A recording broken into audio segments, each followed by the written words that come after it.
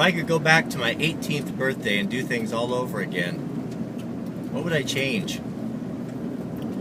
Me personally, I wouldn't change anything because I would be afraid that the decisions that I made would take me in a different direction, where I ultimately wouldn't have ended up where I am now. But to give advice to teenagers, you young guys, and answer the question that I receive, probably more than anything else, looking for advice, 16, 17, 18-year-old guys, what they should do with their life and what direction should they go. I can speak to that. I can give you some advice. One thing you need to do is you need to be able to provide for yourself. And in the culture that we live in, the economy, the way things are, you need to trade and you need to distinguish yourself from everyone else. It's kind of been common knowledge to make the assumption that I can go get a college degree and that will take care of my problems. But as we're finding out, college degrees are very expensive and they're a dime a dozen. They don't really distinguish one person from another. But what does distinguish another person from another is a really specific trade. You take a guy that can hand make a pair of boots, find some of the finest boots in the world. You take a guy that's a master blacksmith, watch builder, specific trades to be able to do things in an excellent manner. The John Neiman guys, Odd Teen guys come to mind. Look what they've done with that business. There's such a desire, such a hunger for handmade items that are special. It's just unprecedented. There's so few things in this world that truly are special, one of a kind, unique, that has developed within people a desire and a hunger for it. Something you just can't go buy off the shelf. It's just different than just throwing money at something that's mass-produced that looks just like something everyone else has. So how do you go about developing these skills? How do you acquire this knowledge? Unfortunately, I'm part of this generation as well. I grew up on MTV and television and the media telling us that we're all special and we all are going to be rock stars and all of this nonsense. But the truth of the matter is that we're not. And unless we do something very different than the rest of the people are doing, unless we really go in a different direction. My advice to you, young guys right now, would be to move out west and look for someone who's doing something in an excellent manner. And these opportunities are really diminishing because the true tradesmen and craftsmen, so many of them, not all of them, so many of them are retired or retiring, but there still are small shops out there with guys that are in their 70s and 80s still running them, whether it be a cobbler shop or a blacksmith or a tool maker, tool and die maker, that their kids have no interest in it. They don't have any there's no one that really wants to buy it, and that knowledge and that shop and those tools will just disappear and be auctioned off, and it'll just be gone. It doesn't take that much effort to find these people, to find these men, and I would be willing to bet that the majority of them, a young, eager guy that was really willing to learn and to accept some hard work, could find a place in one of these shops and ultimately take possession of it. And after working with a master for 3 or 4 or 5 years, I'd say 3 years, maybe even 2 years, depending on how complicated the trade is, most people would have the ability to carry it on and to take it forward and to make something with their life. The thing that's so important when you're young to get a trade that you can rely upon is if you decide that you don't want to be a shoemaker and you've done it for 10 years, that's fine. But it's something you can always go back to. It gives you a commodity. You have a commodity, you have a skill that has value everywhere in the world. And to get that when you're young is so important.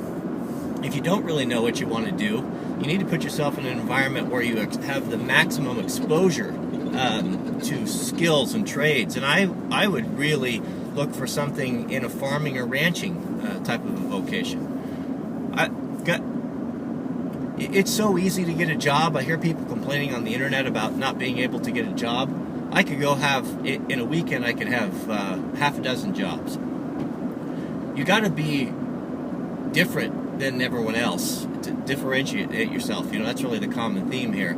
And I'll tell you what, just by being honest and having integrity has been described by some people as the things you do when no one's looking, and showing up on time would separate you from 99% of the workers out there.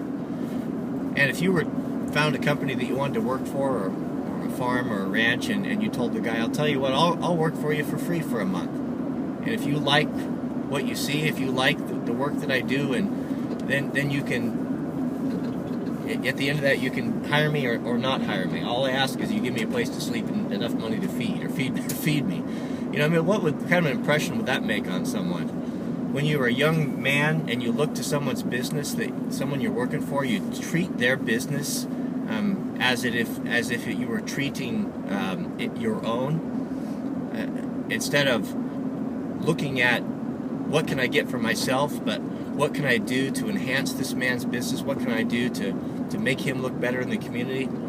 How can I help this man who has offered me this job? It's all about attitude and how you look at things. But if you can get yourself in a position like that, just think of what you can learn on a ranch or on a farm. You're going to learn auto mechanics. You're going to learn hydraulics. You're going to learn farming, machine work. There's just nothing a farmer doesn't do or doesn't dabble in. And what an education you would get from that. And you might find that you'll find your passion. You might find that working on the farm that you like gardening. And you want to do something, and you want to become an organic farmer, do something excellent in an excellent manner. Or maybe you like working on the tools and you want to become a blacksmith, or you're interested in hydraulics or heavy equipment and go in that direction. There's a place and a need for education, whether it be doctors or attorneys or engineers, those things. And if you have the proclivity and you like that type of thing, I'm not saying there's nothing wrong with it, but just to go to college for college's sake with no direction, and to use that as an excuse to stay out of the workforce for 4 years and accumulate $150,000 worth of debt is not something you want to do, because no one's going to guarantee you anything at the end of that, and you're going to drag that debt around with you your entire life. So the thing that you got to really think about is just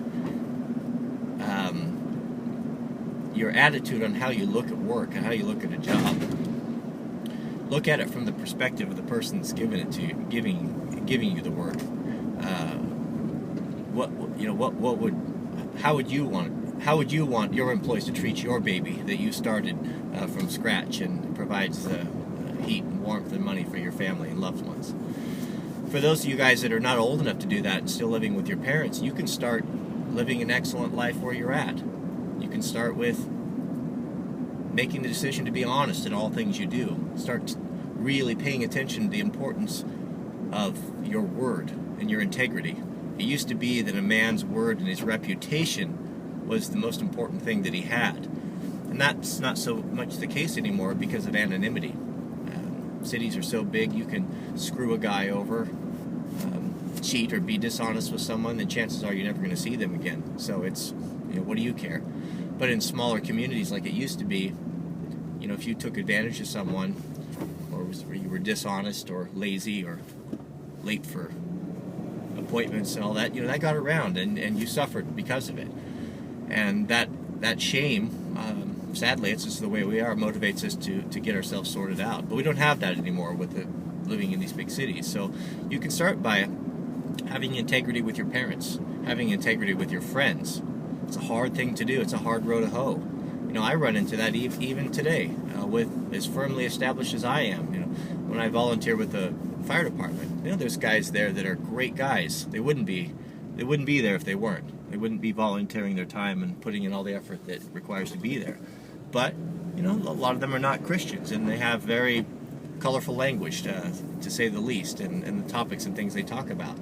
We have such a strong desire to fit in and not to stand out, that it's easy to be drawn into that and to share in that banter and talking about things that a man shouldn't be talking about. And I fight that still. And those of you guys that are young and impressionable, and the peer pressure that's involved with being a teenager, I know it's even double so. I've been there. I know what it's like.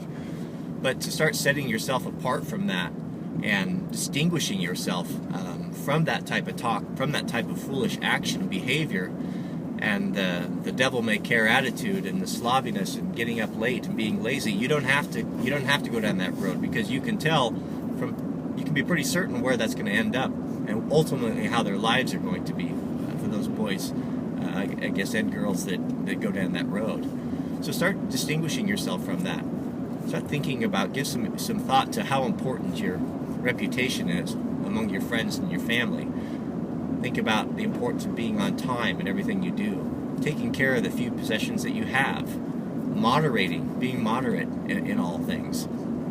And one last piece of advice I'll give you is, don't put so much importance in having a girlfriend. If you're 17, 18, 19 and you're still living at home, you have really, to be honest with you, you have no business messing around with any of that till you get yourself established and a course plotted for your life.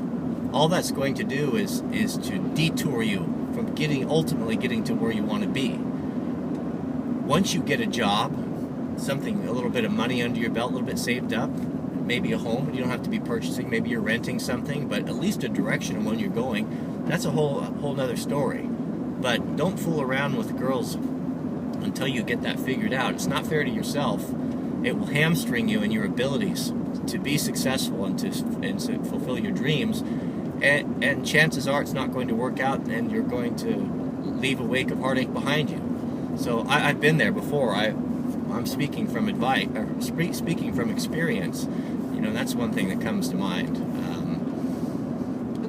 A real man gets himself sorted out and gets his life in order before he brings a woman that may be future mother of his children and wife and lifelong helpmate into that. You don't want to bring a woman into that chaos if you're still out partying and drinking and waking up at noon and sleeping in your parents' basement. That's not for you, and you got to make some hard decisions and get yourself sorted out. And sometimes the best thing to do is to get removed from that. It's really comfortable to stay at home and you have that safety net of parents if you get into trouble, need some money. But it's one thing it does is it really hamstrings you and prevents you from future success. I think the best thing you can do if you're of age is to get out of that environment far enough away where you can't rely upon as a safety net, and it's a sink or swim mentality. It's going to be scary, and it's a hard thing to do, to pack up in your car and move 1,500, 2,000 miles to some place with people you don't know. It's scary. I know what it's like, and you probably think that you made a huge mistake when you first get there. But it won't last, and it'll harden you, and it'll toughen you up, and you'll be proud of yourself that you had the courage to do that, because it does take courage to do it. So this is my ranting log, but I was just on my mind as I was going to town, and I hope that gives you some advice and some encouragement. And that's all I have to say about that.